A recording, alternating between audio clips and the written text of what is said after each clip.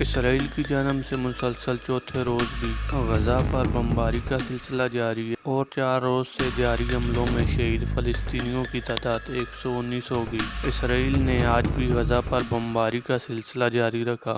فلسطینی خبر ایجنسی کے مطابق غزہ میں اسرائیلی بمباری کے باعث کئی فلسطینی خاندان نقل مکانی پر مجبور ہیں۔ اسرائیل کے زمینی، فضائی اور سمندری حملوں کے نتیجے میں غزہ کی پٹی کے قریب علاقوں میں رات سے بجلی کی فراہمی منقطع ہے۔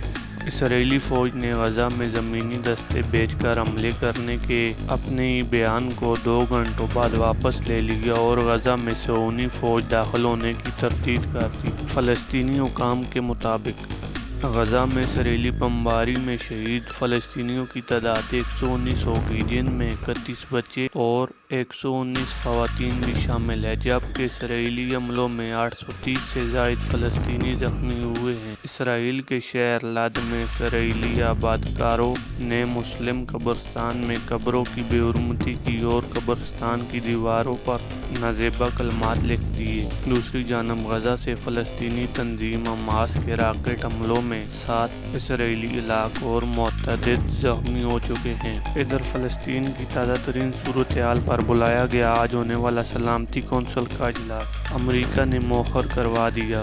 امریکہ نے اسرائیل کے لیے ٹریول ایڈوائزری بھی جاری کر دی ہے، جس میں امریکی شہریوں کو اسرائیل کے طے شدہ سفر پر نظر ثانی کرنے کی ہدایت کی گئی ہے۔